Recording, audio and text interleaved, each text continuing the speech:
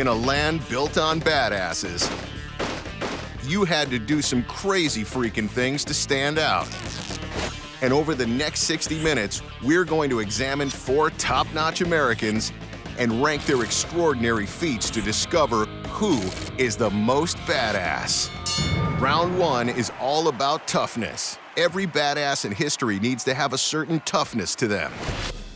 And first up is the most physically imposing president in our history books, Abe Lincoln. Right at face value, Abraham Lincoln's a badass. The dude is 6'4", so I mean, he's an imposing presence. Abe Lincoln was a rail-splitting beast. And if you were a rail splitter back then, you weren't a pretty boy.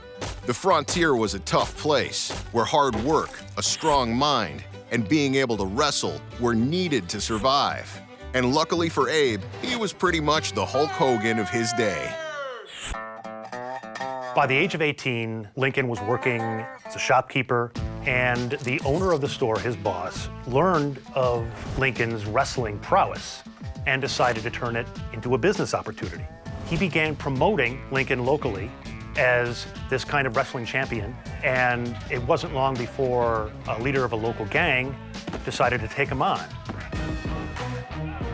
In a fight that has now become legendary, Lincoln came out on top and not only became kind of a wrestling legend, but also earned the respect of this gang of ruffians who became some of his first political followers.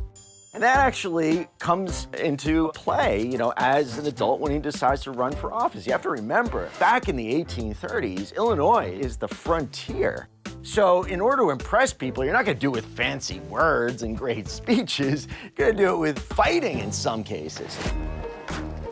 One of the most famous stories of this is Lincoln is giving a campaign speech. In the middle of it, he notices that one of his friends and campaign supporters is getting into a fight with one of the opponent's supporters. Lincoln strolls off the stage, walks up to the guy who is attacking his friend, lifts him up and throws him out. Some say as far as 12 feet. Then walks back through the crowd, gets back on the podium and continues his speech. Now, the people in the crowd, they didn't hear what he was actually saying. They saw what he did. Not only did Lincoln's toughness help him fight his way to eventually become commander-in-chief, but it also helped him get inducted into the Wrestling Hall of Fame.